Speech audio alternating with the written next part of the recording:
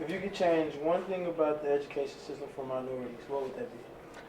If I could change one thing about the education system for minorities, I would change the way they are taught. As for, I would put more role models or diverse teachers, because I think that the first thing that really motivates a student is the face they see or who teaches them. And if you're like a minority and you're African American or Latino descent, you want to, have a teacher who knows kind of your background and can teach you and kind of can integrate your culture into what they're teaching you about. I really think teachers should hold their minority students just as accountable as they hold their white students, because I feel like teachers tend to have way lower expectations for their minority students. Probably the amount of opportunities for students of like minority families. So specifically for undocumented students, higher education, it's a lot harder, and the affordability is it's more difficult to find scholarships or even people who have gone through the same things.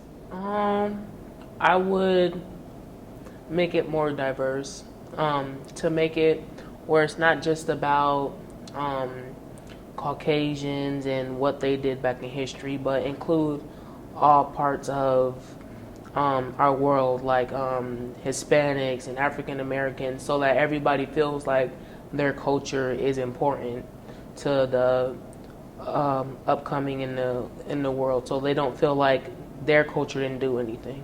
Yeah, that's a big question. I think the system in general just needs to be fully encompassing of the capacity of our students of color.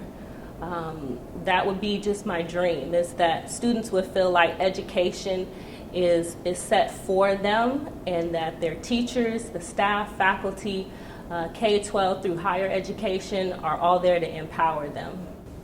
Our support system. And why is that? I went to North, and I never looked at like my friends as their race. I just looked at them like, yo, we get along. And me and this girl used to get in trouble all the time. And my principal was constantly telling me I needed to drop out, and if I couldn't get my GED, I should just find a full-time job. Oh my gosh. Our education system represents the white dominant culture.